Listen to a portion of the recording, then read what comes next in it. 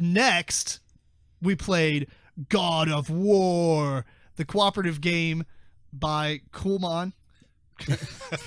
Or CMON. Yeah. Or is it Come On? Or Cool Mini or not. Oh, man. Come on. Come on. And the designer is Barros and Alexandru Olteanu. What'd you think about this one, Eric? I didn't really mind it all that much. I believe it was pretty basic in a sense, but for, the players that they might be going after, being a video game, I think maybe that's what they kind of had to do in order to bring enough audience into the game, I suppose. So you're doing these action selections. You get a card or a hand of cards, and there's either attacking in front of you or you have range damage. And there's I don't know, Matt might know all the characters a little bit more than I do. I haven't played the video game. The actual itself. characters you're playing with? Yeah, you have like Klonos or you play with Freya. Kador. What? Something of a Are you K. just making stuff up? What are you doing? Klondike. No. No. Klonos, right? Kratos. I was really close. And then you got Boy, which is Atreus. and then you got the girl Freya, right? Freya. And then you have the head Mimir. Yeah, so you got one guy which plays Mimir, and he's Which is like the most boring. Yeah. You don't even get to signify an attack. You're You're kinda like straight a support. You are straight Right. support. You attach yourself to somebody and you're kind of supporting them. Although I'm not sure if we played it correctly because I went back and Which would be really bad because the CMON dude actually. because there's purple cards and you can play those on anybody, not just the person that you're attached to. Right, but there's only 2 people with purple cards. Mm-hmm. Oh, Freya and then the head. Yes. Yeah. Right, but so you are supporting that one character, whoever you're attached to, but those purple cards can help other people that you're not attached to. Yes. Yeah, I'm pretty sure we were aware of that. They read that way because Freya's cards actually said any player. Okay. Attached to any player for an attack, blah, blah, blah. Mm-hmm. So I did like that it had that little panorama, whatever. The scene. The scene. And then you affect that card, you do damage to it, you flip it over. I know that the scenario we played, there wasn't a lot to it once you kind of figured it out. But that is, I believe, one of many scenarios that are in the box. Let me explain the scene real quick since I'm going to make this a separate segment in case somebody's checking this video out specifically. But basically, the scene is, it's like a 3x2 grid of cards. Was it 4? I think it was 4x2. It was 3 across, 2 down. I think it was 4 because the last one is the how much damage. You're right. It is 4. It was 4x2. Yeah.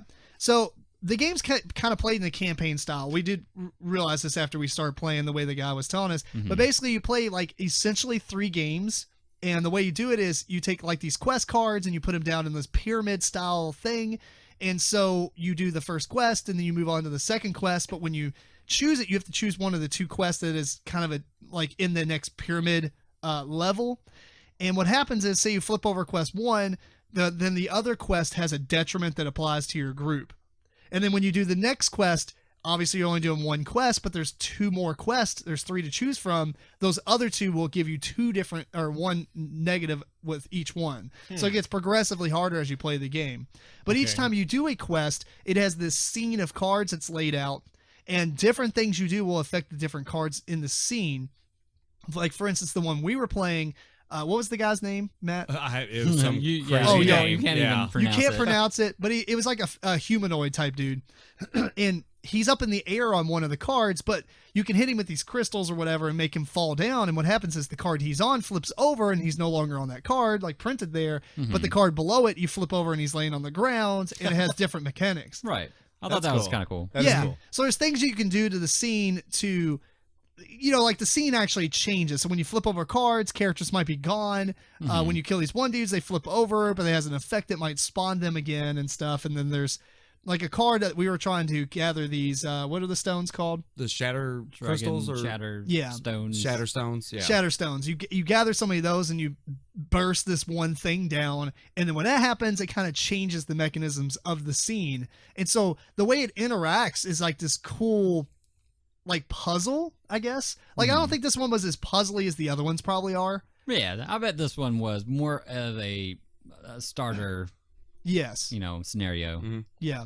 Okay, that sounds really interesting. Is the game itself a deck builder? Like when you get through the first level, I do would you add? Say is semi kind of like a deck builder because you Power? do add cards to your draw deck.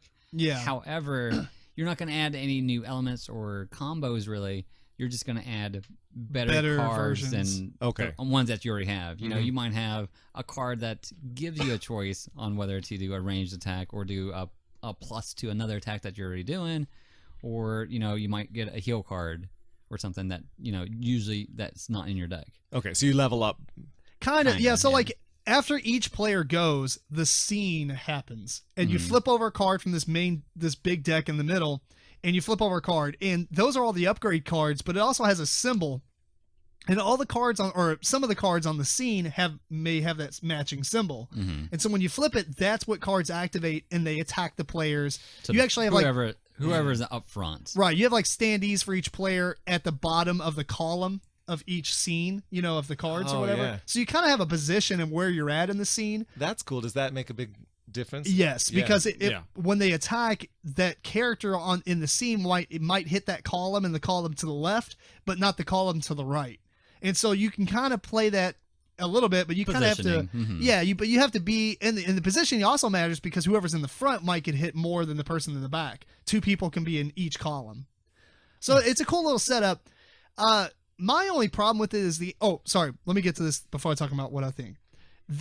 After each scene, obviously those cards are sitting off to the side, and at the end of the round. like after you finish off the game or whatever at the end of the round, you're The right. round. After all the players have went, there should be enough cards to draft basically. Right. And so whoever the first player is gets to pick one of those, put it in their deck, and then so on and so forth.